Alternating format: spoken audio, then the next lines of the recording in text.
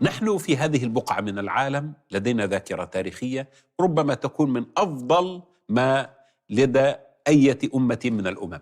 أعتقد أن وعينا التاريخي، وعينا الجمعي، ذاكرتنا التراكمية في غاية التألق وفي غاية الحضور والاستدعاء يتم لها بشكل سريع.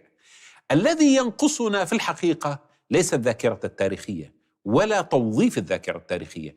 الذي ينقصنا هو أن تتحول تلك الذاكرة التاريخية إلى دافع عملي وفعلي لتحقيق موازين على الأرض، لأنه لا يكفي لنا أن نعيش باستدعاء الذاكرة التاريخية، والأخطر من ذلك أن نعيش في الماضي، لأن الفرق بين الماضي والتاريخ هو أن الماضي أحداث قد وقعت وانتهت وانتهى أثرها في حال وقوعها.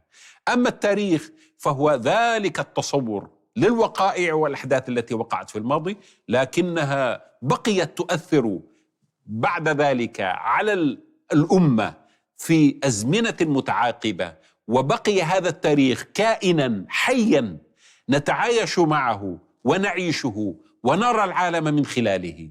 وهذا هو الذي أقوله، لدينا وعي جمعي ولدينا عقل جمعي، ولكن هذا الوعي الجمعي وهذا العقل الجمعي في كثير من الأحيان أصابه خلل في أنه تحول إلى محاولة كفاء إلى الماضي. هذا ليست مهمة التاريخ.